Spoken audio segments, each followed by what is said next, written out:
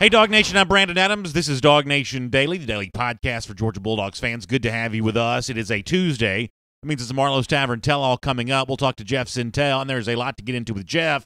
Some of that is going to be really reflected around some of the negativity that I've heard. You know, go to the forum at forum.dawgnation.com. There's been a lot of angst that maybe it's going to be kind of a sputtering finish for Georgia with its 2019 signing class on National Signing Day on Wednesday. We'll address that with Jeff head on in a moment. We'll also deal with the John Rhys Plumlee thing off the top of the program today, as Plumlee has announced his commitment to Ole Miss.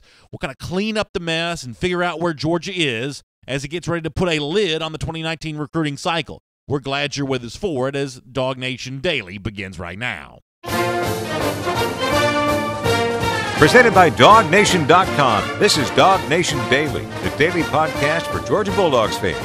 Here's your host, Brandon Adams. A lot of recruiting news to get to in the program today, and depending on your perspective, it certainly seems like most of you think that the news that's out there is largely not good. So we'll do our part to deal with all that over the course of the next couple of minutes. It's great to have you on DawgNation Daily today. Let me start with John Rhys Plumlee. As you know, Plumlee has announced an Ole Miss commitment. We'll get to that in a moment.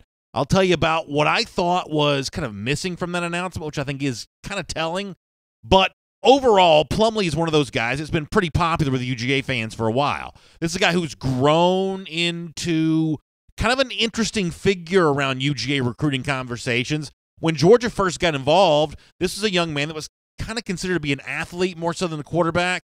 Over the course of his UGA commitment while he was pledged to the Dogs, he did become known more as a true quarterback. In fact, he was actually reclassified by the major recruiting services as a quarterback. And I think the stature that he held with many fans just grew. It grew because you saw him on film look to be a pretty good football player. But you also saw a young man when he talked about Georgia, about his own process, who just seemed to have things really squared away, seemed to be a pretty sharp guy. And the one thing that you, I think, feel pretty good about, no matter how all this ends, and it's ultimately going to end with John Rhys Plumlee playing his college football somewhere else, is that Georgia went about its process with Plumlee seemingly in a pretty good way, and Plumlee also went about his own recruitment in kind of a positive way. Let me give you an example of this.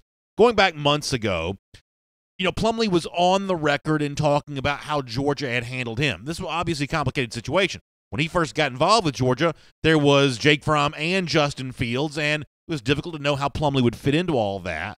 If you're a Georgia fan, the one thing you always hope Georgia's doing is being very forthright and honest at every step of the way. You hear some horror stories from time to time of programs that, frankly, don't go about their business that way. They don't necessarily seem to be as upfront as you'd like for them to be with some of the recruits they're chasing after. In the case of John Rhys Plumlee, that doesn't ever really seem to have been an issue. Let me give you an example of that. One of the things that I think Plumlee really liked about Georgia, based on his own words, is the fact that they were always pretty honest with him about where he stood with them and how they were evaluating him along the way. Here's an example of that. Plumlee with Jeff Sentell here. They told me up front. They were very honest with me, and I really appreciated it. They offered me, but they offered me an opportunity. They hadn't offered me like a committable scholarship yet. They said, we got you and 10 other guys that we're looking at, and we're trying to figure out which one is the best one that we can get. We want you to come throw for us. And so I threw for them with some other guys that they were looking at. I think I kind of separated myself a little bit there. After that, they said there's some more guys coming in about a week. And so after that week, when we evaluate everybody, we'll get back to you and let you know either whether we're going a different direction or you're the guy. And I was like, okay, yes, sir. That week comes around, and Coach Kirby gives me a call and says, hey, you're the guy. And so at that point, I was ready to commit when they were ready to commit to me, you know what I mean? So listen, I think, first of all, there's something about that that's really fascinating.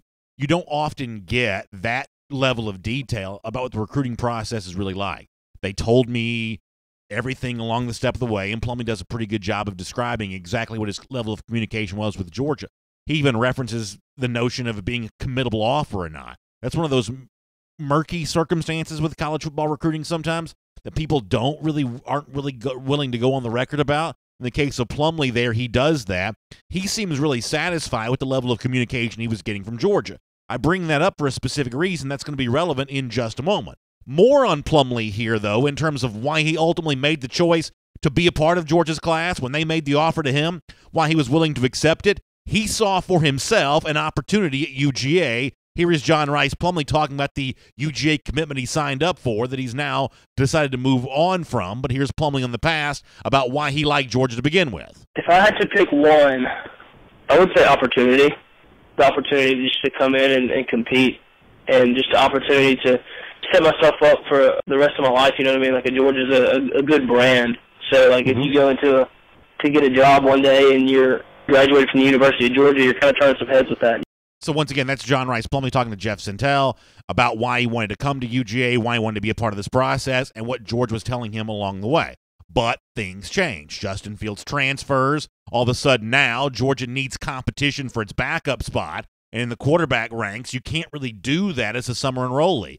You've got to be an early enrollee. You've got to be on campus to go through spring practice, really set yourself up for success. Georgia's looking for a number 2 signal caller for this season. It's one of the reasons why Dwan Mathis became attractive to UGA, because they could get him on campus early. Stetson Bennett much the same way, who also knows the Georgia offense. So from that standpoint, John Rhys Plumlee, who had checked a lot of boxes for Georgia at the quarterback position, all of a sudden maybe didn't check the most important box of all, which was he could be here in the spring and be ready to go. In the case of Plumlee, that's just not the way his high school calendar had been set forth for himself. He was going to have to finish out his senior year, and it was going to put him really behind the 8 ball in terms of being ready for the 2019 season. So maybe all of this was set in motion by that set of circumstances more so than anything else. Plumlee, though, last night did announce he's now committed to Ole Miss. I want to show you the tweet from Plumlee in the statement. Now, I won't read all this to you, but if you look at what you see on your screen right now, and, of course, if you're listening, I'll read some of this to you. He said, God's plans unfold in his time, not ours. For this, I'm grateful. God has given me opportunity of relationships with so many outstanding coaches, staff, from outstanding programs throughout my recruitment. And he goes on to say, you know, basically he's been called to serve in Oxford, Mississippi, which means he's signing up for the Ole Miss class. But that statement there about the opportunity to connect with so many outstanding coaches and staff and programs, that's as close as we get from John Rhys Plumlee in terms of any kind of mention of UGA in his statement announcing the Ole Miss commitment. This was not a flip from Georgia so much, at least based on the public statement from John Rhys Plumlee, as much as it was a commitment to Ole Miss. No official decommitment from UGA. It would certainly seem that the relationship with John Rhys Plumlee and UGA had dissolved over time based on what Georgia needed in terms of an enrollment plan and what John Rhys Plumlee ultimately wanted, which was a full-fledged scholarship to be a part of somebody's 2019 class. And you heard Plumlee himself talking about Georgia a moment ago. There's no indication whatsoever that Plumlee at any point in time felt angry with Georgia or felt upset about the way he was being treated by Georgia. It certainly seems like Georgia did its due diligence in regards to being really honest with John Rhys Plumlee along the way. But Georgia needed something from a quarterback that John Rhys Plumlee couldn't offer, and John Rhys Plumlee wanted something from an institution that Georgia couldn't offer. Georgia had already given scholarships to 2 different quarterbacks in this 2019 cycle. It's got other needs to fill. It needs quarterbacks to compete for the primary backup role this season, and John Rhys Plumlee wasn't going to do that. So I think the way in which the John Rhys Plumlee announcement comes out really kind of puts in cement what Jeff Sentell had been hinting at when he's joined us either before the hedges on Wednesday or here on DawgNation Daily for quite some time, that the relationship with John Rhys Plumlee and UGA had just kind of dissolved over time. And even though Plumlee was a bit of a fan favorite, a lot of Georgia fans really wanted him in the 2019 class, it was just never – over the last couple of months, it just became more and more obvious that this is not where this thing was heading, and this is not what this was going to be. And if you're Georgia or a Georgia fan, I think you have to be a good bit realistic about this, that the quarterback of the future for Georgia is not likely going to be someone that came from the 2019 class anyway. You know, Georgia has a quarterback of the present right now that's Jake Fromm.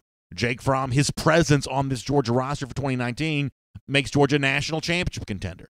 But even with Fromm doing what he's doing, even with Fromm being in the mix as much as he is, that doesn't change the fact that Georgia still very much needs to be thinking about its quarterback of the future. With all due respect to John Rhys Plumlee, I don't think that guy was going to come in this 2019 class. I think you looked at 2020 for that. You may even look beyond that to 2021 for that next great quarterback of the future. There is no doubt a rebooting, a rebranding that's going on here with Georgia with its quarterback situation. Obviously, there was a lot made of what happened last year with Fromm and Fields, and now their inability to coexist and Fields' desire to go out and play right away.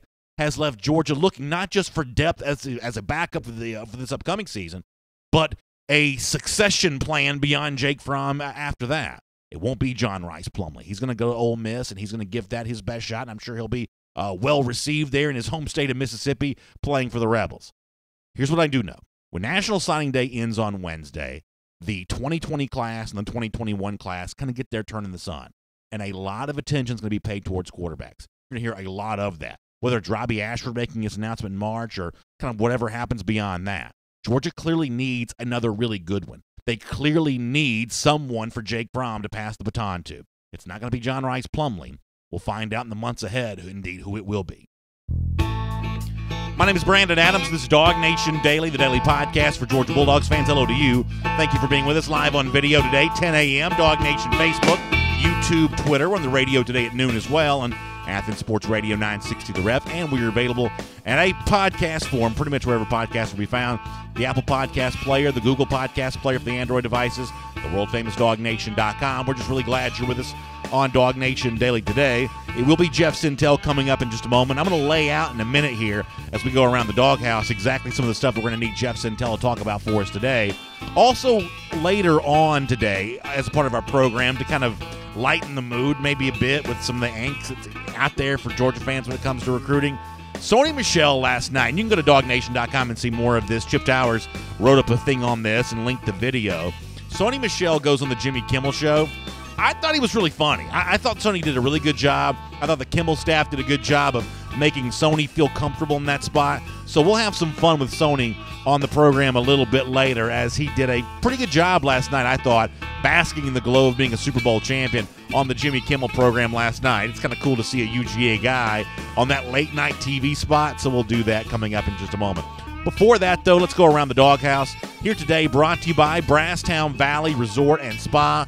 National Signing Day is Wednesday. We do have some big plans for that. We're still kind of putting them all together and figuring out exactly when we're going to be live on video and what all we're going to be doing, but we are going to be doing a good bit. So expect a lot of coverage from us tomorrow, one way or another, good, bad, ugly. We're going to bring it to you. And I say bad or ugly because there are all of a sudden a lot of Georgia fans who are starting to feel a little anxious about this.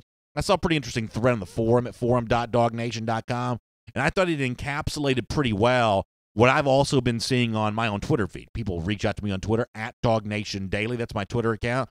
And all of a sudden, the Georgia fans' feeling about Wednesday all of a sudden is maybe not quite so good, maybe not quite so positive about how this is going to close out. The honest truth is I'm not 100% sure where all of this is coming from. It's one of the things I do want to talk to Jeff Sentell about in a moment. Overall, I'm not quite sure where this is generated from, but there would appear to be a little negativity out there for the moment. Let me give you an example of this. Somebody on the DawgNation forum, here's I Want Nakobe, which is kind of a clever handle on the DawgNation forum. You can see, of course, at forum.dawgnation.com. About the subject of Elam, Kyer Lam, he says, I was hearing that he was all dog, but now the buzz is that he's Florida bound. Any confirmation? So I Want Nakobe, an example of a poster on the DawgNation forum, and we're seeing a lot of this online. As I said, my own Twitter feed as well, at DawgNation Daily, you're seeing a lot of this. All of a sudden, the post-hire high of hiring Charlton Warren has kind of subsided, and Kyer Lam, who's been kind of radio silent since a lot of his visits, all of a sudden now there's these churning waters of the internet that all of a sudden say, the family tie that Kyer Lam has to Florida is going to pull him in the direction of Gainesville. The in-state program here, the Gators, all of a sudden rising up, and they feel like a more formidable threat. All of a sudden you see a lot of people like I Want Nakobe on the DawgNation forum saying, you know what, I feel like Kyer Lam's ultimately going to choose Florida on Wednesday. Where is that coming from? As I said, it doesn't appear to be coming from the Elam camp because they're not really saying much of anything that I can tell. They've been fairly quiet overall, even on social media seemingly. Elam's been pretty quiet when it comes to his own recruitment, but there is clearly these worries, these concerns out there that Georgia's going to miss out on Kyer Lam. That's not the only concern that would appear to be out there on the DawgNation forum when it comes to players that Georgia might miss out on. We talked yesterday about the late visit that four-star defensive back Nick Cross took to Georgia before he takes his official visit to Penn State. For a lot of Georgia fans, that does not seem to have made much of a difference in Cross's recruitment. Here's another post that I saw at the DawgNation forum, which I think kind of encapsulates pretty well some of the stuff that I've been hearing from a lot of different people.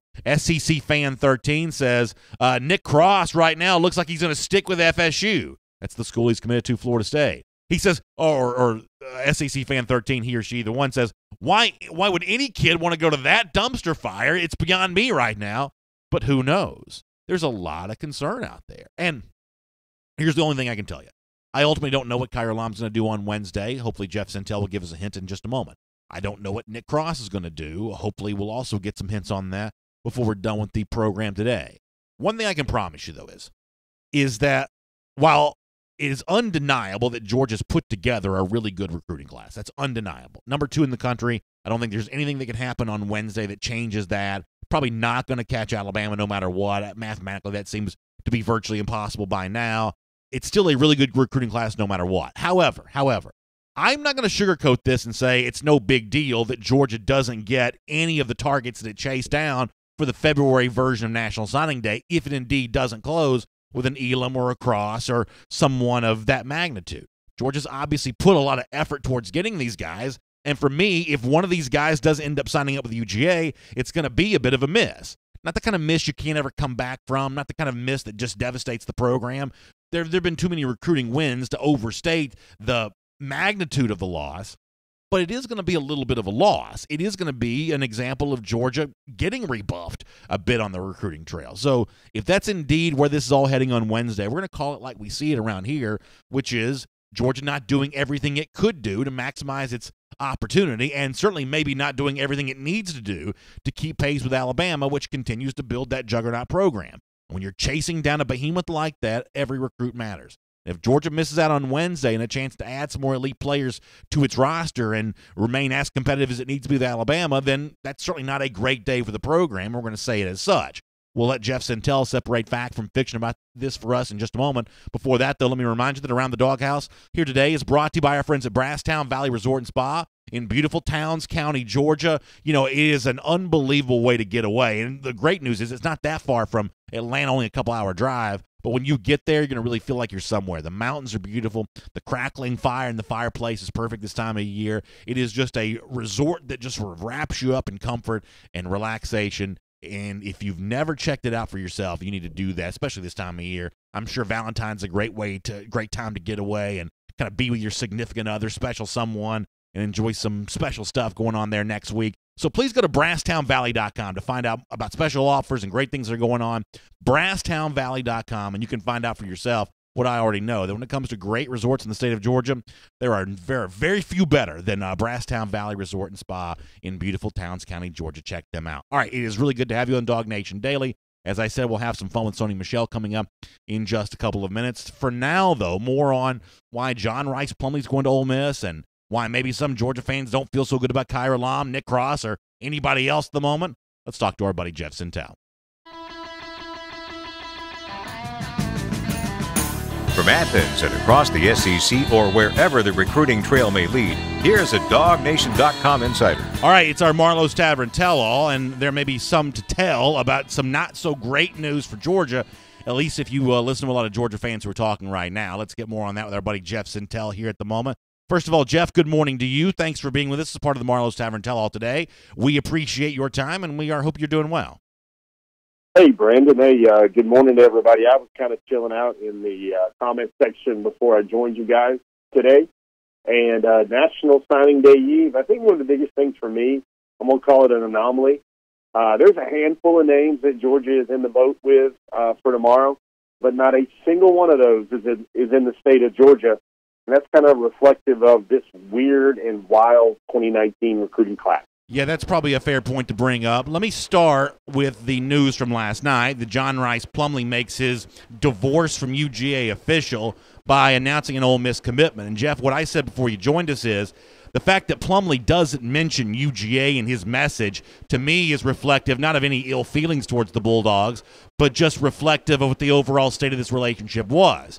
Georgia needed something from Plumlee that he couldn't provide, early enrollment. Plumlee wanted something from a school that Georgia couldn't provide, which was a full-fledged scholarship and an opportunity to be a regular part of the 2019 class. I think this divorce was actually set in motion a couple of months ago, and it's kind of only now becoming public. Tell me how you feel about that.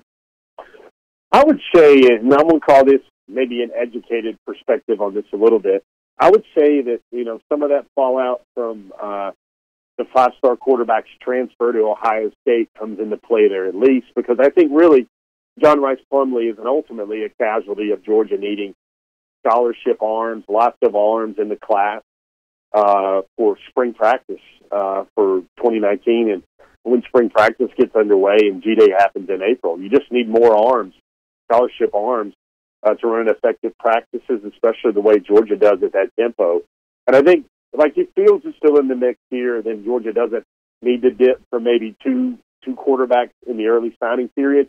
Maybe that allows John Rhys Plumlee the chance to join this class. But you also got to remember, this staff was thinking forward and thinking ahead of time, because one of the reasons why Plumlee was still able to be offered a blue shirt was he did not have an official visit. So, when things were going great with Georgia and Plumlee, maybe in July, August, September, October, he would have taken an official visit to Georgia. That would have rendered him an impossibility for a blue shirt. So I really think, people start wondering about John Rhys Plumlee. I think this narrative potentially turns out a little bit different if he was eligible to be a mid-year enrollee.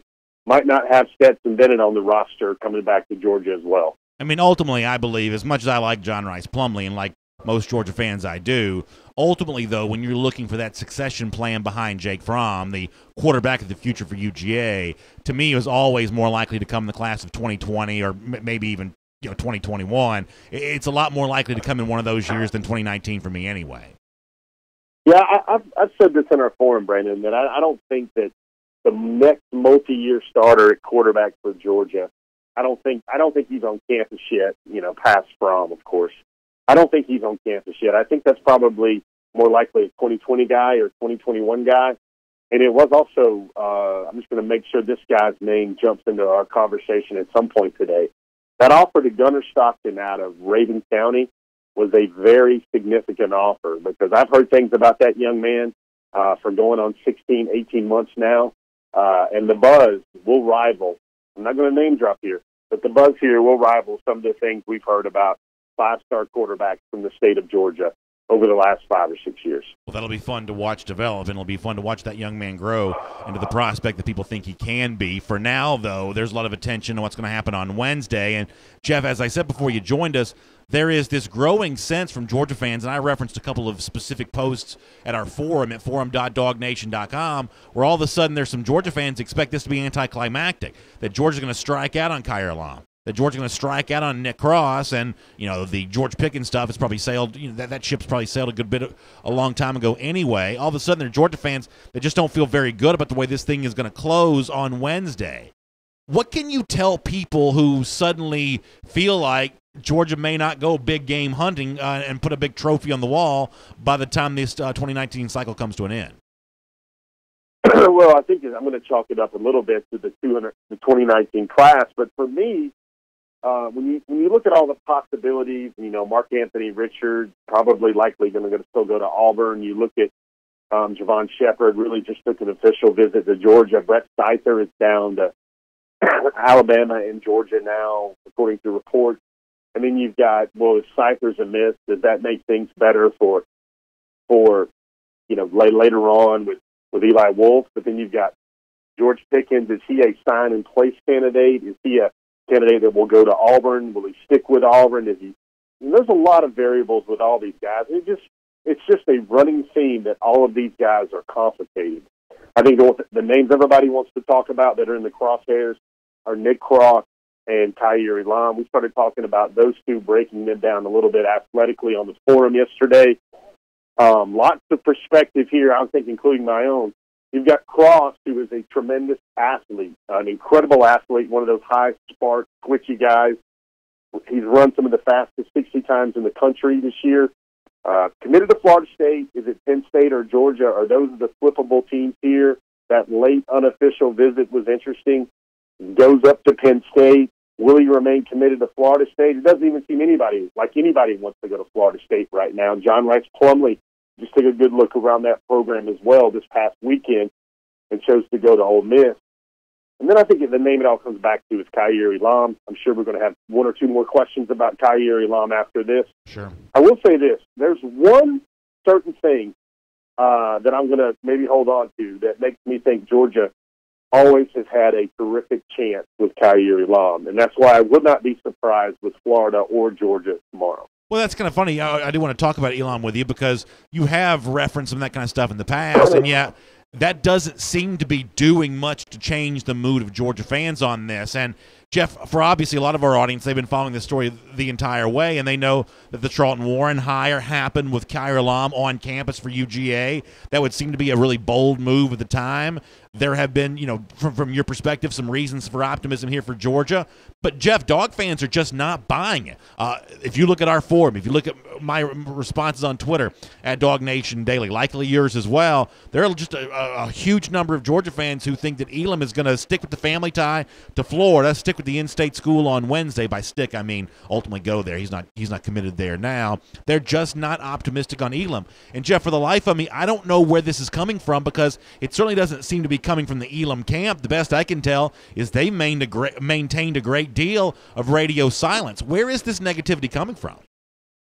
I just think, I don't know, what is this? Like, I'm going to sound like a chemistry teacher, but you have really a vacuum here. And in a vacuum, I'm talking about information regarding Kaiir Elam.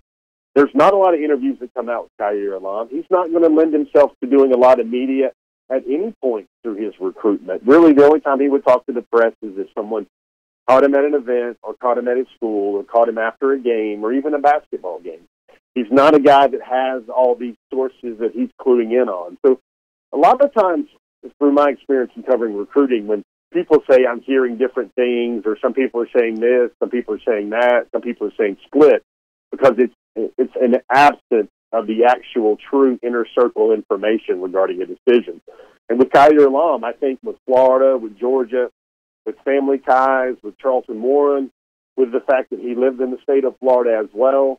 He's also got a father that spent 7 years in the NFL that runs a business in terms of marketing and handling the exposure of athletes in terms of public relations.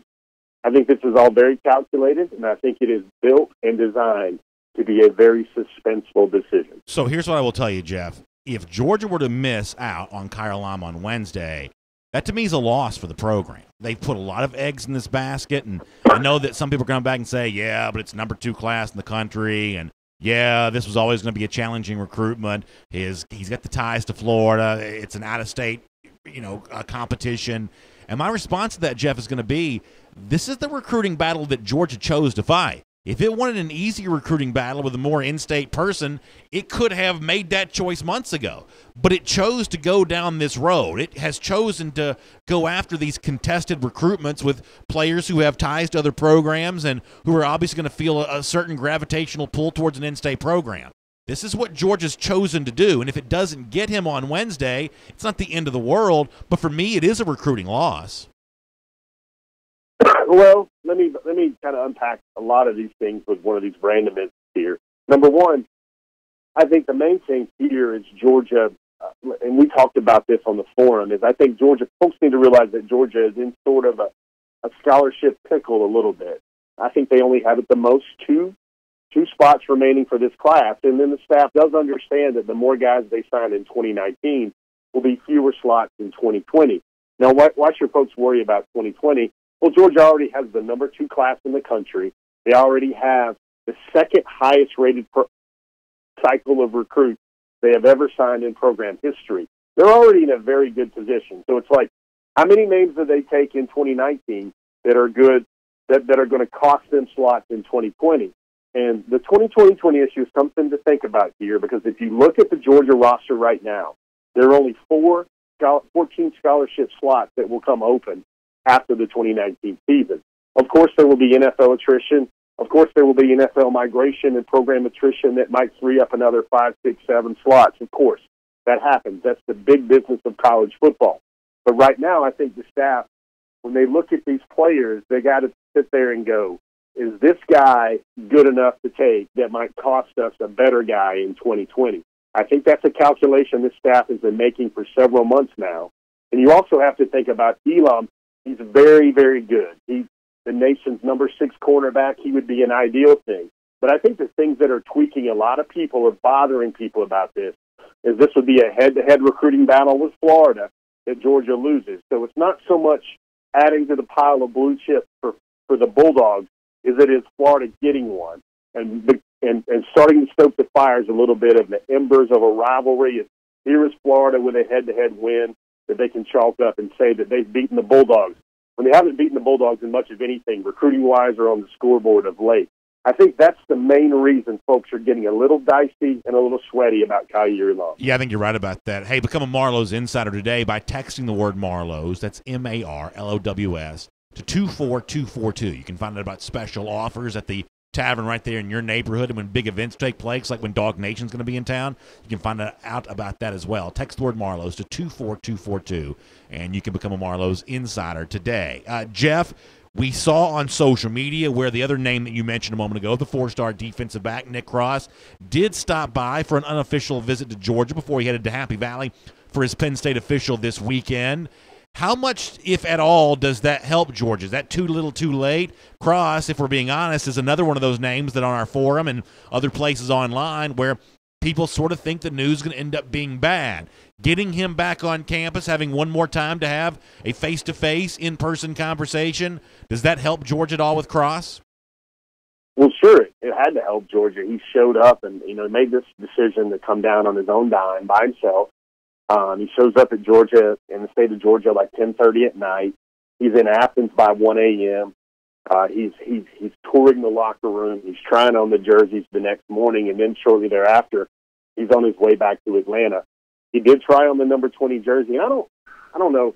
I'm not trying to sound like a spin doctor or a positivity pumper right here, but I mean, really, Nick Cross is a great safety. He's fast, he's athletic, but Georgia's already signed a higher-rated safety in Lewis Seen.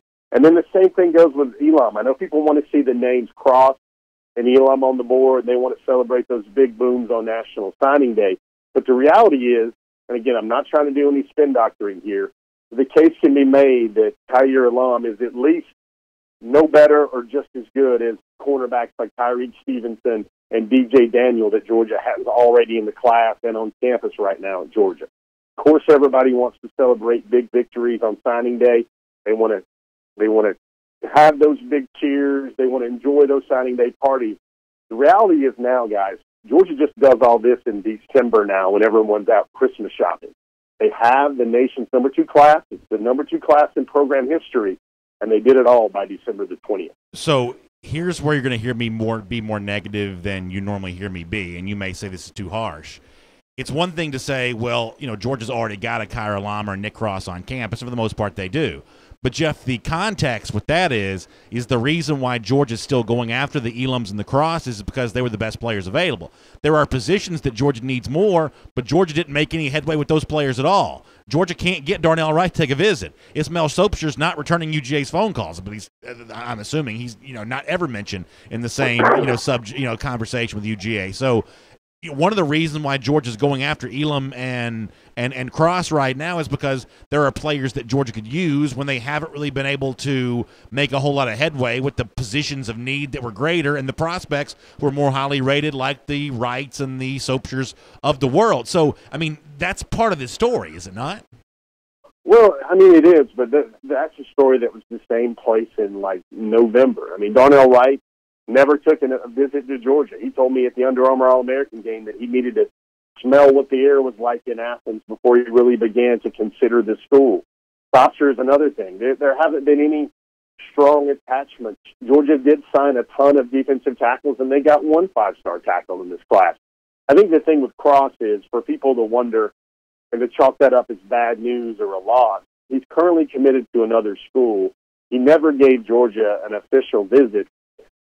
Kind of hard to call that as a loss more than just coming through with a win in the very end, kind of coming way from behind with a finishing kick. Elam's a guy. He's always been Florida and Georgia. He's very talented, but he's more of a technician at the position than a pure amazing athlete. He's kind of the opposite side of Tyson Campbell that Georgia signed last year to play the cornerback position. And the one thing I think here, and I want people to really understand this main point, is I feel that Cross and Elam are two of the players that are good enough and great enough to cause a scholarship crunch in 2020. That's why the pursuit of those guys has been so strong. The best available prospect type stuff right there, and people are going to talk about Pickens, and people are going to talk about Cypher. But the other thing to think about now in the recruiting world, and it's more of the team recruiting world rather than the high school landscape, is the transfer portal is open. It's open for business, and there's names like Lawrence Cager, and there's names like Eli Wolf, that if Georgia goes 0 for everyone on National Signing Day, this is a big point I'm going to make on all our platforms the next 2 days. If Georgia goes 0 for everyone on National Signing Day, it actually helps things going forward with transfer portal guys, but also with that 2020 class. Because, coming back to the first thing we said, there's only 14 scholarships that are designed to come open next year after the 2019 season. That's an important point to remember, and I'm glad you said that. Jeff, let me clarify one thing. In terms of what I would define as a recruiting loss, I agree with you. I don't think Nick Cross would be one. That's just a player that Georgia's recruiting right now because it has the opportunity to do it, but I wouldn't put that in the category of recruiting loss. Kyrie Elam, given the long-standing nature of his relationship with UGA, given the attention that's been paid to him, that for me is more of a recruiting loss. That may be just a semantic difference, but I do think it's important to bring that up in terms of my own feelings about that. Elam's a loss, and one that I would be a little critical of Georgia for. The Nick Cross thing is just, potentially a luxury if you're able to bring him in. Let me change the subject, though, for our final moments here as a part of our Marlowe's Tavern Tell-All. We know from social media that Georgia hosted this weekend the 4-star wide receiver, the Ole Miss commit, Jonathan Mingo. Jeff, I said on the program yesterday that if you gave me the choice of adding a receiver for Georgia, and I hope they do add one at some point before all of this offseason comes to an end, I'm going to take a Lawrence Cager over a Jonathan Mingo. This is a perfect example of I wouldn't want Mingo's presence to block a 2020 receiver, someone who I think may overall be a better prospect than Mingo. No disrespect to him. That's not what I'm trying to do. I'm just looking to see Georgia get elite at that position. I think a 2020 name may be a better chance for that than a 2019 name. I need somebody at Georgia, though, if I am Georgia, to come in and contribute right away this year. So give me Lawrence Cager over Jonathan Mingo if that's really a choice to be made. Would you agree with me on that? Yeah, I like that thinking, Brandon, because, again, you have to sit there with a guy like Mingo, and that's the calculation I would like everybody to maybe frame up the way they think here, is a Jonathan Mingo, Ole Miss commit. He's loved Georgia for a long time, but then Georgia's interest in him has been kind of up and down, never enough to be a committable scholarship offer. Now at the end, he gives Georgia an official visit. I think the thing there is you got to say, is this guy good enough to cause roster jam, I'm going to call it, at certain positions for 2020? The thing about the portal and these guys that are so great, especially the graduate transfer guys, is these are essentially one-year rentals. Now, I know the case with Wolf, some of our reporting from Mike Griffith is that Georgia is extending him an offer where he would come in and his scholarship would actually count towards the 2020 class and not the 2019 class. I get that. But again, you have to sit there and say to yourself, in an instance where scholarships are not at a premium and you don't have them to throw around and sign in place guys or wait on guys, is a guy like Mingo worth it, or is it better to have a talented dude like Cager, a big 6'5" guy with all that catch radius that even a guy like Pickens offers, who's also a mature young man, 20, 21 years old, who has played some downs and made some plays on film on Saturdays. I'm always going to lean towards that bigger body, especially when there's the chance that he's only looking at 1 or 2 more years of scholarship time or scholarship accountability down the road. That's something to think about. And, one double down on the Elam topic, I agree with you on Cross, I agree with you on Elam. And I do feel it's a loss for Georgia, and it should be seen as a loss. But it's also a situation where Georgia, in my opinion, had a much stronger hold on Kyrie Elam when they had Mel Tucker as the defensive coordinator, among other strengths for the program as well. That's where I feel, if we're going to evaluate Kyrie Elam and where he's heading or where he might not be heading, also got to remember that Florida's situation changed with Charlton Warren as the defensive backs coach, but Georgia's situation also changed with Mel Tucker as the defensive backs coach and the defensive coordinator and all that NFL experience. Yeah, I think that's a really important point, Jeff, and one to close with, and we appreciate you sharing that with us as part of our Marlowe's Tavern Tell-All. Folks, don't forget, become a Marlowe's Insider, 24242. Text the word Marlowe's to that number, 24242. You can find out about special offers and big events happening at the tavern right there in your neighborhood. Jeff, we know the next 24 hours going to be busy for you a lot in the forum at forum.dawgnation.com, on the website at DawgNation.com. Tomorrow afternoon for Before the Hedges, presented by Kroger, as we chat about a lot of the recruiting stuff that has or maybe has not happened. We'll look forward to leaning on you for a lot of that information as we head towards the culmination of this 2019 class. Hey, guys, point to remember. Only 1 year Georgia's had a higher rated class, and that was 2018. Good stuff, Jeff Sentell. Thank you very much. Let's take a look around the rest of the league. This is SEC Through. All right, a couple of things I want to mention from what Jeff had to say, and then when I want to move on to our SEC Through here. I do think that he brings up a really interesting point about Mel Tucker. We know that Tucker and Elam were very close, and Tucker being now at Colorado, I mean, so much so that Elam listed Colorado as one of his finalists, and he took the official visit up there to a Boulder. He really liked Mel Tucker. Now, nobody thinks he's going to go to Colorado, but that shows you how much he really did like Mel Tucker and how close he did feel there. Obviously, that is an aspect of this that hurts Georgia, but you're going to lose coordinators. I mean, Alabama's lost $1 million over the last 2 years, so that is not a justifiable excuse for not winning a recruiting battle like this. This is a player that Georgia has targeted and has gone after. It's not the end of the world if they don't get him, but to me it is a little bit of an L if Georgia does not bring him home. Although it is also worth pointing out that, given a couple times to talk about this, you certainly seem to hear from Jeff this idea that the door is not closed there, and that maybe some of the negativity we've seen online isn't actually totally reflective of the actual facts on the ground. So do with that what you will. Maybe I'm reading too much into that. We'll let Jeff tell us more about that as he joins us from time to time over the course of the next 24 hours, including Before the Hedges tomorrow afternoon. Should be a lot of fun. By the way, let me tell you about this. Sunday was kind of the official end of the football season, both in terms of college and pro football, and obviously around here we care more about college football, but the football season really ended on Sunday with the Super Bowl. I thought the Atlanta Braves did a really cool thing. I started seeing this on the internet right away. They had one of the coolest looking hype videos. Normally we think about hype videos being kind of a college football thing. They had such a cool hype video for the start of the 2019 baseball season, and it's a smart thing for them to do because obviously we're not that far away from pitchers and catchers reporting, and it was such a well-timed thing. Game's over. The game was in Atlanta too, which makes it more perfect. And here's this great reminder from the Atlanta Braves of baseball season is here. If you want to see the video that I'm talking about, you got to go to DawgNation.com, and right there at the very top of the page today, you can see the banner for the Atlanta Braves. Click inside that, the Braves video that I was talking about, a really well-done video that's going to get you really excited for the upcoming baseball season. Go to DawgNation.com, click in the video, you can see that for yourself. And by the way, speaking of the Braves, when you think about this upcoming season, I know one of the things that many of you like to do is time your appearances at SunTrust Park to coincide with some of the great offers they have going on. I'm a big bobblehead fan myself. There are a lot of really fun promotional nights coming up. There are kids' activities. Some of the bobbleheads this year, Ronald Acuna, no surprise there. That's going to be an awesome bobblehead. Ozzie Albies, Josh Donaldson, so much more. If you want to find out more about this, go to Braves.com/promos. That's Braves.com/promos.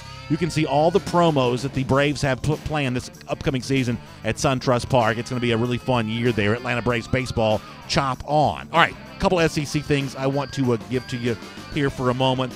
I saw where Mark Richt, the obviously former Georgia coach, is now going to be a part of ESPN signing day coverage as an analyst.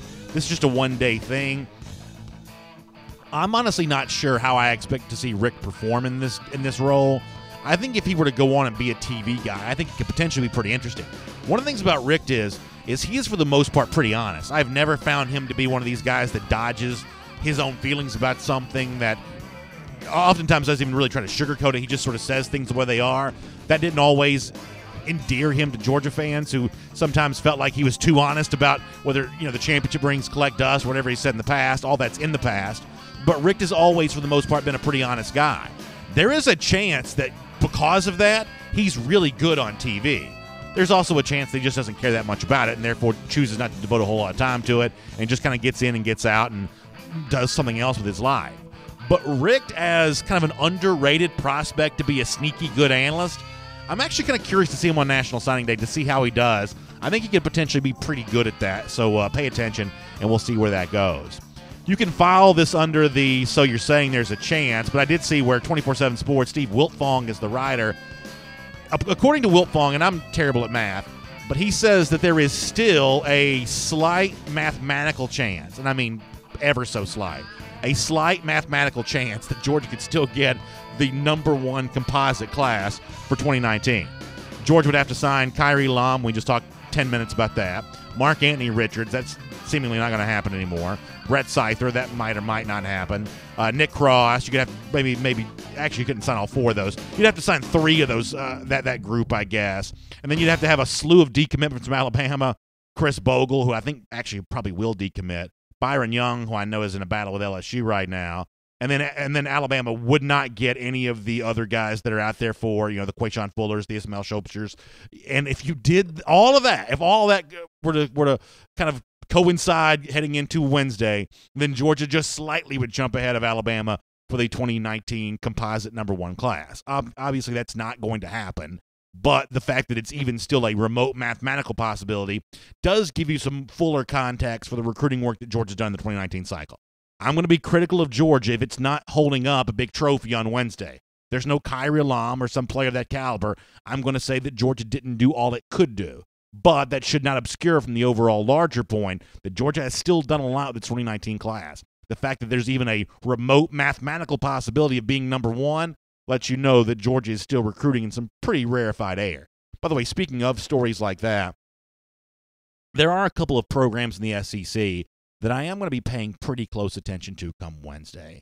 I think that Auburn is a really interesting school on National Signing Day. First of all, Auburn still has a lot of spots they can fill. They have a lot of guys they can fill. Obviously, the George Pickens fascination for me has been a pretty intense one. Does he sign anywhere on Wednesday? Does he stick with Auburn? Does he go somewhere else?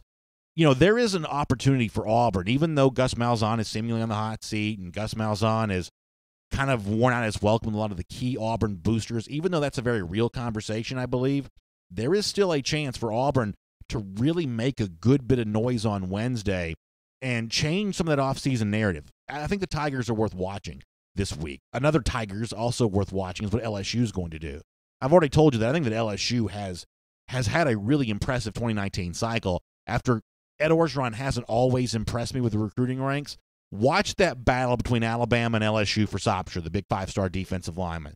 That's one that LSU really needs to win. Alabama's had too many of those kinds of in-state Louisiana wins against LSU. This is one that Orgeron needs to pull. But if that does happen, all of a sudden you really have a lot more reason to be impressed with Ed Orgeron on the recruiting trail. So this audience will obviously mostly be paying attention to what Georgia does or doesn't do come Wednesday. But there are a couple of other SEC stories this week that should end up being pretty fun to watch. So we'll pay attention to that. And for now, we'll make that your SEC through. And here on DawgNation Daily, I mentioned off the top of the program earlier that I was kind of impressed with the appearance that Sony Michel, the former Georgia running back, made on the Jimmy Kimmel Show last night. And if you want to see the full interview, I know Chip Towers has written about this at DawgNation.com. You can go to the website and see his piece on this. But we had Michel on the show last week. We've interviewed Sony Michel a lot over the course of time. And even if you've never met Michel personally, one of the things that most of you are pretty aware of is that Michel is, I wouldn't go so far as to say he's shy. I don't know him well enough to say that, but I've interviewed him enough to know that this is not a guy that necessarily seeks the spotlight. This is not a attention-seeking guy necessarily. And so being on the chair next to Jimmy Kimmel, late-night TV, that's not the easiest thing to kind of pull off if you're Sony Michel. But I thought he did a really funny job with this. I'm going to play a little bit of the audio. You can go, as I said, go to DawgNation.com and see the full video. But he's talking about what it means to him to be a Super Bowl champion and then gets a legitimate laugh from the audience. This is great stuff. Sony Michel with Jimmy Kimmel. Take a listen to this. And words can't explain the emotions that's like running through our bodies, my body. It's just so surreal. What'd you guys do last night? Like, what happened after the TV cameras left? After the TV cameras left, everybody headed for the party. For the party. And who performed at the big party? Snoop Dogg, Meek Mill, one of my favorites, Ludacris.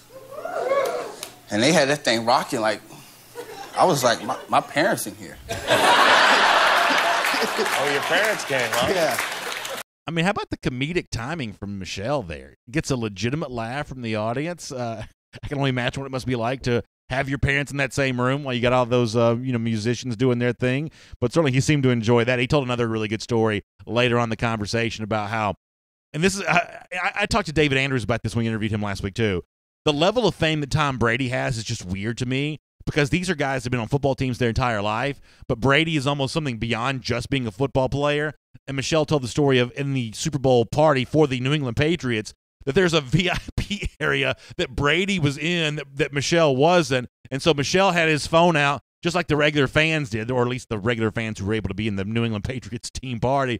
He's like videoing Brady up in the VIP room. So, Brady's got a level of fame that's pretty amazing here. But Sony Michel, listen, when it comes to winning that Super Bowl, he was just as part of that as anybody was, scored the game's only touchdown.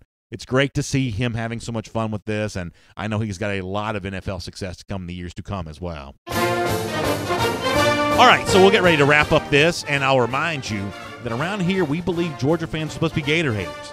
And that idea is going to be an important thing to keep in mind over the next couple of days. And by the way, one of the ways we reinforce that on DawgNation Daily is by our Gator Hater Updater, letting you know just how long it's been since those lousy, stinking Gators have beaten the Georgia Bulldogs. As of today, it's been 829 days. Now, this may be an important number to keep in mind over the next couple of days, because I know that my Twitter mentions are going to be kind of nasty. If Elam does choose Florida over Georgia, as Jeff Sentell said, Florida fans are going to find that as a little bit of a reason to flex. You're going to say, oh, look what Florida did. They took down mighty Georgia for a recruit. They got Kyrie Lam. He's going to be a part of what they like to call defensive back university.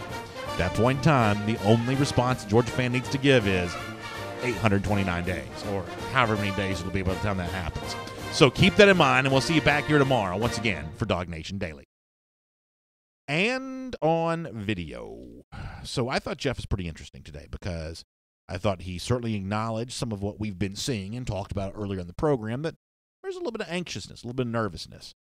And he also kind of gave maybe a reason why, hey, it's not time yet to throw in the white flag or wave the white. It's wave the white. You throw in the towel and you wave the white flag. I have a tendency to conflate those two cliches, but maybe it's not quite yet time to give up on Kyrie Lam. Pretty interesting from Jeff. By the way, I meant to do this during the regular show, and I'm mad at myself for not. Shout out to Connor Riley. We both made predictions yesterday. Now, I have a prediction that already came true, and I believe that Connor's prediction is going to come true. We talked. Mine wasn't so much a prediction, but a suggestion that maybe Kirby wouldn't do a press conference on Wednesday. That's now not happening. To me, that kind of leads you to believe not only are they not ready to talk about defensive coordinator, Georgia's also not feeling like they're going to have a robust day of signees. There's that. But Connor, I don't remember if you said this on the air or off the air, you talked about the idea of Georgia getting a 2020 commit. I think there's a really good chance that could happen tomorrow. And that's just a wild, pull that out of the air prediction. If Georgia's not going to get a big-time 2019 signee on Wednesday, then there's a chance they get a 2020 commit. That was your prediction. I think that's a pretty smart one. I mean, it makes a lot of sense, especially with how we've sort of seen these commitments pop up strategically sometimes. Yeah, certainly don't seem to be coincidences. Coincidences, exactly. There aren't a whole lot of surprises. I want to say it was either last year or 2 years ago, Rylan Godey commits on signing day.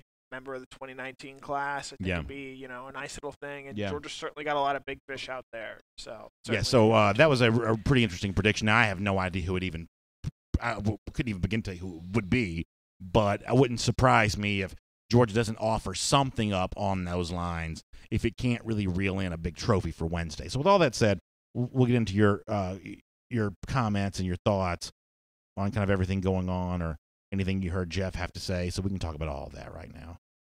Let me pull up the Facebook here as first. Going to get things going. And as always, it takes me a little long to get up and running here. Brett Oglesby says, BA, Tennessee's the team. Let me get Brett's comment. Sorry, Brett, I lost your comment. I have to put it back in there. Philip Jordan Wells says, the gloomy Gus of Georgia. I don't know if we're trying to be gloomy on the program today, but there's certainly some people are kind of wondering, what is going on? Is Georgia going to be able to do anything big heading into the end of the class? So, you got to address that. Gary and Christian Gulsano says, BA, does taking a kid from the transfer portal count against your team scholarship count? The honest truth is I don't know. I don't know if it counts against this year's. I don't know if it counts against next year's. I guess the overall bigger issue is how it affects your 85. But it does affect your scholarship count somehow. And am I wrong for saying that if Georgia takes somebody, if it were to take just like Lawrence Cager, for instance, that impacts the 2020 class, not the 2019 class? The honest truth is I don't know. Based off of Jeff's explanation of it, Cager's scholarship count 2020 class. Yeah, and no, that all that stuff is just very difficult to know. So my understanding is it'd be 2020. Santiago Diarn says, Jeff Sentell's going to mention that. I wonder what that was. Remind me what that is, y'all. Help me out with that. All right, let me get some more here.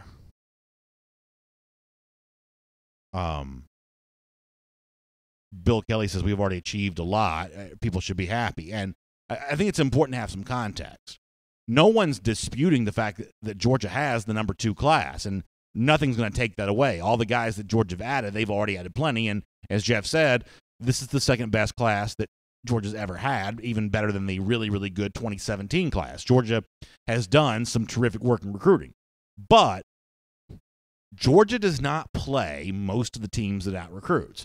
There are 130 teams in college football. Most of those don't come within 2 miles of Georgia's talent level, but Georgia doesn't get to play those. Georgia has a date every December with Alabama. And so I can't give out a lot of participation trophies and gold stars for recruiting work if it doesn't include every possible elite player that you could sign, because the margin for success against a team like Alabama, or eventually a team like Clemson in a national championship game, or probably even Ohio State too, the margin in those games is just so thin right now. Margin for error is so thin that you need every elite player that you can get. So yes, the full context is Georgia will get tremendous credit for what it has done in the December work and all the guys that Georgia's already signed, but there is still some needs this program has, and if February comes and you don't add other elite players, it's at least an opportunity missed. James Bryant says a lot is not enough. You got to have an abundance plus depth for the future. Totally agree. John Arena has a good idea. How about a DawgNation Day at SunTrust Park with BA? Listen, I'd love to do that. I love going to SunTrust Park for Braves games. We were actually there for the Winter Fan Fest the other day. Had a great time. Alan Montgomery says it's not only the people that Georgia added early, they're learning the playbook and bulking up, and they're certainly getting ready to go. No doubt about that. Ricky Jett says we have a great quality 2019 class over quantity. Now, you're right about that in one regard. If Georgia can't sign a Kyra Lum level player, I'd rather than sign nobody at all. I mean, and for the most part now, we know that's what Georgia's going to do. That if it's not going to get an Elam level player, or, what a George Pickens would have been, if it's not going to get one of those type of guys, then it's just better off not signing anybody, because you need the scholarships for the future. And at this point in time, Georgia doesn't need more practice bodies. In 2016, when Kirby first got here, I think some of those scholarships probably got used on just filling out the overall practice roster, making sure you had enough guys do the practice reps the way you wanted to do them. I think that was a part of what Kirby had to do early on. That's not an issue anymore. And so if you're not signing elite players, you're better off just not signing anybody. And Gary and Christian Gudelsano says, yeah, it's Elam or nothing. And I would have said the same thing about, a Pickens or someone like that. There are a couple of players that Georgia could have signed, but if it's not going to sign a player like that, then it'd just be better off just, as Georgia's already said it's going to do, essentially, no fanfare for the signing day whatsoever. I'm also going to be 100 years old here for a minute and kind of, shout at a cloud. I miss February signing day. This early signing stuff for me is not working. I liked it better when it was one signing day and it was in February. And I don't think that's impacting Georgia's class at all. I think Georgia would have signed who it has signed, whether it was December, February, whatever. Georgia's going to clean up no matter what. I'm just meaning in terms of the overall college football calendar. I don't like the big action, the event happening on December 19th. I think it's just more fun in February. December 19th is too close to Christmas. I mean, I don't know. I just feel like that's kind of I feel like it's complicated the college football calendar just a little bit when you're putting bowl season and recruiting season right there together at the same time. It'd be so much more fun if all of what happened on December 19th is about to happen on Wednesday. Like I said, I know that makes me sound like an old man who doesn't adapt to change very well. But I kind of feel that way. Dapper Dan on YouTube says, it's not sour grapes because I've always thought this, but I can't see Elam starting for the next 3 years at UGA. Yeah, I don't know. I don't really know how I feel like he fits into Georgia's plans. As I say all the time, my thing is, give me Daniel, give me Stevenson, give me Elam. Let me throw those guys into a pile with Tyson Campbell and Eric Stokes and everybody else that Georgia already has, and let's see it all work itself out. I think the more good players you insert into a competition, the better result you're going to get on the outcome, and that's just kind of the way I want to do that. Larry Goldberg makes an interesting point, and I hadn't really thought about this, but I guess it's kind of true. He says Ole Miss had a bunch of quarterbacks coming in this year before Plumlee. It may be that baseball coupled with football is attracted to him. I hope Ole Miss did not overpromise.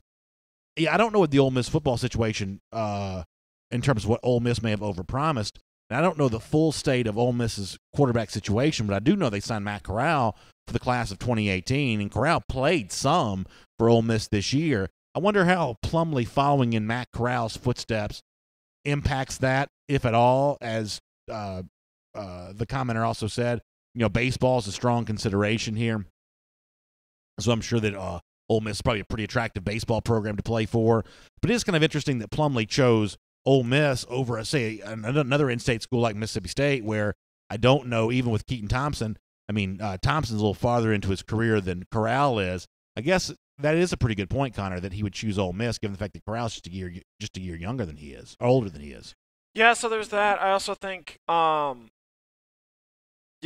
Plumlee wanted to be close to home, and, Oxford is certainly closer than that. Though Mississippi State is, I believe, closer to Hattiesburg than Oxford is. But, Ole Miss is it's a very good baseball school, and, I just maybe think it was an offer too good to pass up for Plumlee. Yeah, no, that's probably true. Enrique Murillo throwing in some times. You got Mark Anthony Richards, looks like at 11 a.m. Yeah, Jeff, right before we went on, Jeff published an article that gives you a full rundown of the times. It looks like there's going to be a lot of action in that 1 o'clock, 1:30 window. Yeah, so we'll be paying close attention to that. We have some special stuff coming up for you on the DawgNation video channels tomorrow. Elite Baller says, with or without Plumlee, UGA will be great. Yeah, I really like John Rhys Plumlee. I understand why so many fans like him, too. I don't believe he's the quarterback of the future for UGA, and I say that with all due respect. I just don't. So I don't think this is necessarily I don't think this is a devastating loss for UGA necessarily, and I say that with all due respect because I do think John Rhys Plumlee is a really good player. But Georgia's going to look to that class of 2020 or that class of 2021 for its next great quarterback. I think that Plumlee is a really interesting quarterback prospect. Ultimately, I think that Georgia's plan beyond Jake Fromm is just going to be a different year. I've been pretty vocal about how I liked Plumlee and wanted him in the class. I think of Georgia's backup quarterback options, and I do agree with you that, I don't think he was a long-term starter, but I do think of the potential backup options, I'd rather have Piano Man than Mailman and Dwan Mathis. Okay, yeah. And so that was just sort of where I was coming from. And this is an absolute uneducated opinion. It's just the opinion that I have. When I look at Dwan Mathis and John Rhys Plumlee, I have a tendency to believe that Dwan Mathis is the better prospect. And like I said, I am not basing that on anything more than just my knee-jerk reaction of, if I was going to try to build one into a starting quarterback who has more of the gifts to build someone into something, if they're both projects, I'm going to take the bigger project, I guess, and Mathis is the bigger guy there. I just feel like Mathis is a slightly better prospect than John Rhys Plumlee, and I am basing that on nothing more than just my knee-jerk reaction. I haven't looked into it that deeply. I haven't thought about it all that much, but on spec, give me one or the other. I'll take Dwan Mathis over John Rhys Plumlee. I'm not sure either one of them will ever start a game for Georgia, but if you gave me one or the other, I'll take Dwan Mathis over John Rhys Plumlee. For 2019, though, which do you think would be the theoretical better backup to come in and handle the fluke? That's the whole reason we're talking about right. This. I think Georgia is in real trouble if it has to play a backup quarterback for a long stretch in 2019, no matter who it is. I think it's going to be hard to unseat Stetson Bennett as the backup quarterback in 2019, just on the basis that he knows the offense. And y'all, I don't know what it is the Georgia players see in Stetson Bennett. I'm not saying it's not real. I'm just saying that that's something that's happened behind closed doors. We've shared with you before what a lot of these Georgia players have told us both publicly and privately about Stetson Bennett. They really like him a lot. I can't speak to that because I'm not at these practices to see what Bennett was doing. Georgia players obviously really, really like Bennett.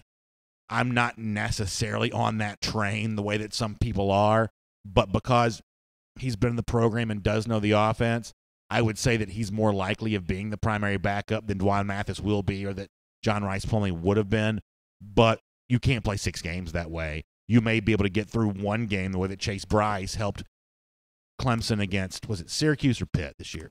How could you forget Syracuse? Yeah, 4-point game. Yeah. Closest anyone really came to beating Clemson all year. That's right. Our good buddy BJ, who works with us, is a Syracuse guy. He's going to give me grief for that. So you could use Stetson Bennett to get through one game, but you couldn't play 6 games with anybody that Georgia will have on its quarterback roster or would have on its quarterback roster if Jake Fromm gets down. I honestly don't know what Georgia would do then.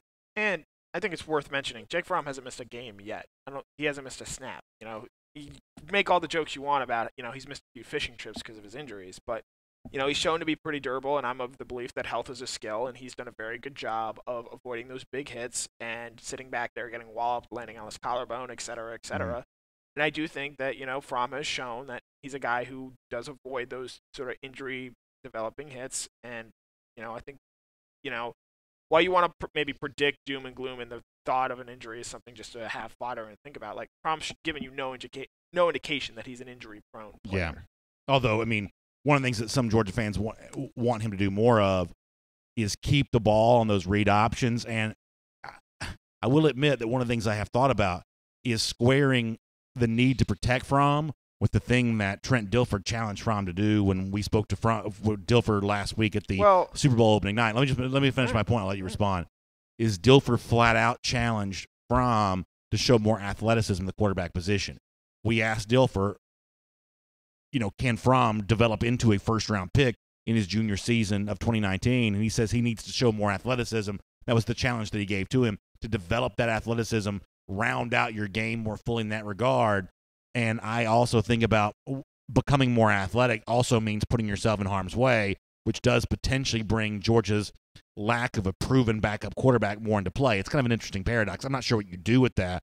But when Dilfer was saying that last week, I have to admit, and that's one of the things I was thinking, that the more you allow Fromm to put his athleticism on display, the more you start wondering about the backup quarterback situation beyond Fromm. I think I interpreted Dilfer's comments as, he has to show more athleticism when he moves around in the pocket, sort of, navigates that. Tom Brady's not a good athlete, but there's never been a quarterback that moves in the pocket the way he does. And I sort of think that's what Dilfer was inferring. He wasn't, saying Georgia should run Fromm 5 to 10 times a game to show his athleticism that way.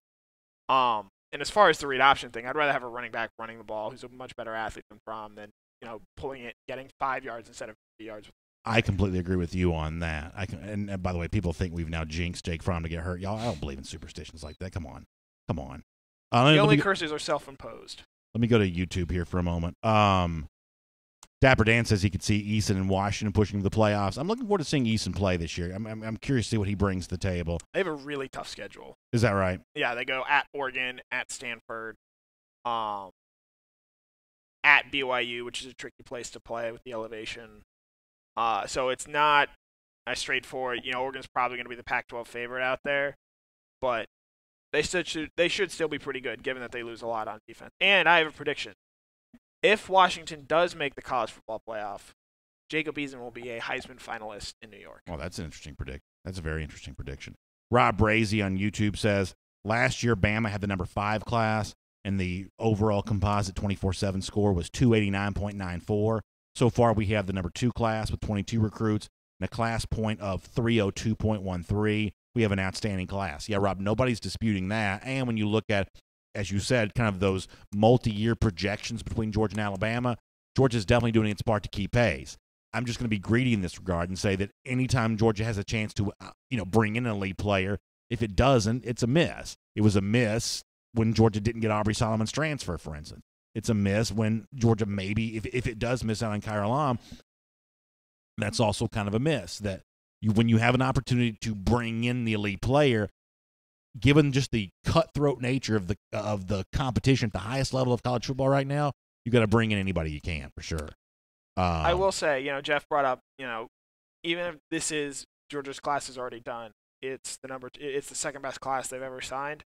There's one program in the country that has signed a top 4 class in each of the last 3 seasons. That is Georgia.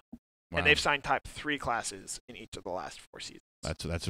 That's very impressive. That's even 2016. Oh, this would be 1918. Yeah. There you go. Let me get a couple more here. Tramp Dickerson says they saved some scholars from last year to dig a monster class this year. G. Gray says that Paul Tyson's and Talia Tungo Vailoa are the future for Alabama quarterback. We'll see how that plays out. Obviously, they have their succession plan in place. By the way, people are giving you a hard time about the roof being closed. I thought the roof was closed. It was closed. It was closed for the game. That was the bet. It was open for pregame so they could fly the jets by. I've gotten a lot of conversation about that, but my understanding was the roof was closed. It was closed during the game. That's what the bet was. By the way, somebody asked a moment ago, and K9 Blues asked this as well, what the perfect National Signing Day looks like for me tomorrow. I mean, in a perfect world, Georgia would have done this. They've gotten one more defensive back, a 5-star wide receiver, and a 5-star offensive tackle. If you really want to go back to the very beginning of this entire conversation, what perfection would have seemed like then, 3 scholarships for an elite tackle, elite receiver, and elite defensive back. So that would have been the perfect world at the very beginning. Given the facts on the ground as they are now, I would have taken Cross, Elam, and a transfer wide receiver. That's what I would have kind of downgraded it to. And now it may just be the transfer wide receiver or the transfer tight end or whomever.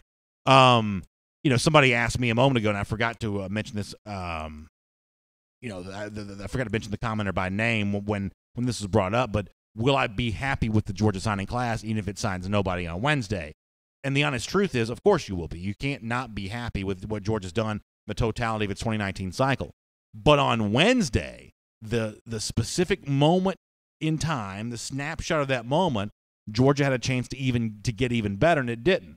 And the same way that Kirby Smart's always pushing Georgia to be the very best it possibly can be. That is an opportunity lost in terms of getting the best you can possibly be, adding the most you can possibly add. That's an opportunity lost in there in that regard. So I think you have to call that what it is, a momentary loss, not the kind of thing that changes the overall opinion of the 2019 class. The bigger picture, 10,000-foot perspective remains unchanged. But it's kind of an opportunity loss, and that's kind of the way that I see that. Somebody also asked about Eli Wolf a minute ago as well. For me, I would rather see Georgia bring in the transfer wide receiver that I think can make some plays for Georgia, has the chance to in Cager. I really would like to see Georgia go with its tight end position as a combination of bring in the extra offensive tackle. If you're going to play the 2 tight end set, then change a jersey number on a Justin Schaefer, somebody like that, and throw him out there and let him be that 3rd tackle on the field. I got no problem with that. I'm also a big believer that some of the tight ends already on this roster, John Fitzpatrick's and when he's healthy, Rylan Godey's. I'm really eager to see those guys get their chance.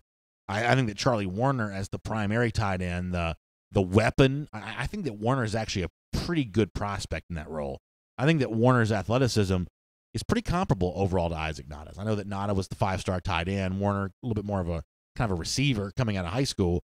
But as far as athletic tight ends go, Kirby Smart has talked in the past about the desire to see a tight end be a matchup nightmare. I think Warner's speed from that position gives him a chance to do that. He's shown the ability to catch the ball. I know he needs to probably round out the blocking part of that maybe just a bit. But I'm excited about Warner in that primary tight end role, and I don't think that Georgia necessarily needs to outsource its tight end issue to Eli Wolf. I'm not telling you I wouldn't welcome him if he joined the program. I would. But given the combination of what you can do with an extra offensive lineman, with the jersey change, and what Georgia already has, I think Georgia can stopgap this for a little while and then redouble its recruiting efforts for 2020. Obviously, there's the elite playmaking tight end there with Reed Gilbert. They may look to bring in more second tight end type guys for the 2020 class too. But I'd be fine with that. I think tight end's an important position for Georgia, even when it's not throwing to those guys a lot. I think it's an important conversation to be had. but I don't necessarily think Georgia needs to go the transfer route to get that, especially when you could use that same transfer portal to bring in the wide receiver. For me, that's the much bigger need. And Connor, I'm guessing you probably agree. I wholeheartedly agree with that. DeMarco Thomas says, what about Jermaine Johnson? How do you see him? I think that Jermaine's going to be one of the real impact players of the newcomers for Georgia's defense. I think that Jermaine Johnson absolutely belongs in that conversation of guys who could make a big impact right away. I am very high on Jermaine Johnson's ability to come in and rush the passer for Georgia. We've seen that not all junior college guys translate to Georgia like you want them to. For instance, going back to 2017, you would have thought that DeMarcus Hayes had a chance to come in and play right away along the offensive line. That obviously didn't work out at all. Now, Georgia's been fine, and you almost forget that DeMarcus Hayes was ever thought to be a potential starter at UGA. So, these junior college additions aren't always what they're cracked up to be, but that doesn't mean that Jermaine Johnson can't absolutely be an impact pass rusher right away. That's a big-time addition to the program that I believe. Rob Brazy, K9 Blues all kind of agree. I think he's definitely in the mix there. Johnny Lester says, I like the 280-pound defensive tackle who committed to us as a preferred walk-on. Yeah, I saw that. You don't see a lot of preferred walk-ons from the defensive tackle ranks, but kind of an interesting addition there. And I do love the idea that Georgia's trying to bring in as much talent as it can, even that kind of non-scholarship preferred walk-on route. I think that's kind of an interesting thing to think about. Over here to Facebook for a moment. We're going to get ready to get out of here. John McMillan likes the idea of Fitzpatrick and Werner. Yeah, I like that too. Anthony Vino Sneed says, I see more spread this year due to the lack of depth at tight end. More opportunities for wide receiver to get on the field. Yeah, that's interesting, Anthony. I don't know that I see Georgia going 4 wide receivers a ton. I don't. I think they still want that 4th receiving option to be a tight end. And I think they're still going to use 2 tight end sets a pretty good bit. And that does not mean you can't throw out of that. You can still throw out of the 2 tight end set. If anything, I'd love to see Georgia do that a lot more. I think that's a real opportunity for UGA to catch some, matchup mismatches. When Georgia got big personnel on the field, it's hard to know how to defend that, out of a base defense. Find a way to throw the ball there, or against a base defense, I should say. Find a way to throw the ball there. So I think seeing what Coley does in terms of different formations will be kind of an interesting thing to see. But despite the fact that Georgia doesn't have a ton of seemingly game-ready tight ends on the roster, I don't think that necessarily means that Georgia's going to go away from those formations. I think it's going to find some people to fill those spots. I still think the multiple tight end looks, if I'm guessing, that's something that Georgia probably still looks to employ a good bit. Let me get Santiago Diarn, who says, Jeff Sentell wrote a piece on Jermaine Johnson. He believes he's amazing. Knowing him will be bringing the pressure we've needed the last 2 years. I hope so.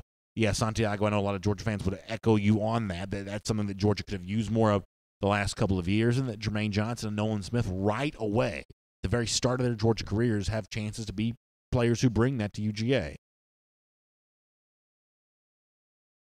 Kevin Crank says, with all the monster offensive linemen, they should be screening teams all day long. I know a lot of fans would love to see more of those screens to the running backs, and maybe this year they'll get a chance to see more of that. I have a question, BA. Okay, please. So, we see a lot of talk about fullbacks. Why do you think that is? And specifically with Georgia's lack of.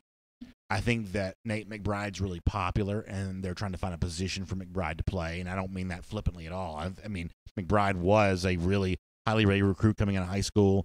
A lot of people really liked him because, he grew up in Georgia. They've just known about him. And South Georgia guy. Yeah, or Middle Georgia, depending on what your definition of a guy is. They've seen the depth that exists at linebacker. They know it's hard to crack that too deep right now. And there's this thing of, well, you got to try to find a way to get all your really good players in the field somehow. And it just seems obvious that McBride could slide over and be that fullback. I don't know if this is so much as being in love with the fullback position as it is being really, really desiring to see a player like McBride find a place to get on the field. If I had to guess, that's what that's about. Okay. Do you think Georgia should, not necessarily McBride, but should use a fullback? I do. I think that fullbacks are incredibly valuable. And the team I always reference in this is the New England Patriots. If the Patriots are still using fullbacks, they're no dummies. Connor's a Patriots fan. I don't like the Patriots like most of you, but the Patriots are no dummies. If the Patriots are still using fullbacks on a lot of their formations, then that tells me that the fullback is still a pretty valuable position.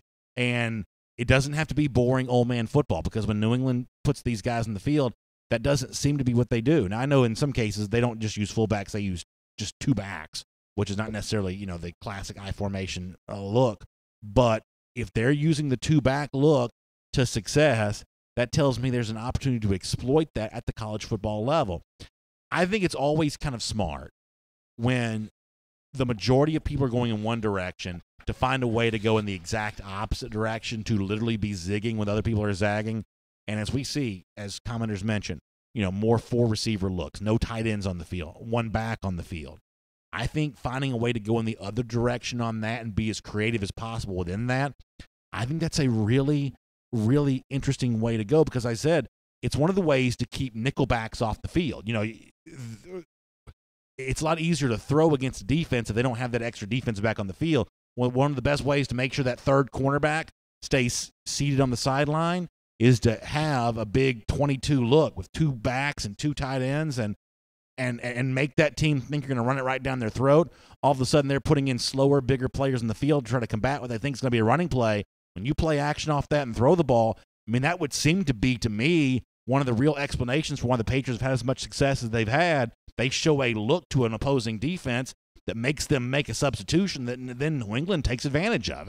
I'm no coach, but that seems to be what New England seems to do a good bit of. Not to get too football nerdy here, but tendencies are a big thing that the Patriots rely on, and then they flip those when they get into the playoffs. Coming into the Super Bowl, roughly 90% of the time, when Sony Michel and Pat Devlin, the Patriots fullback, were on the field, they were running the football.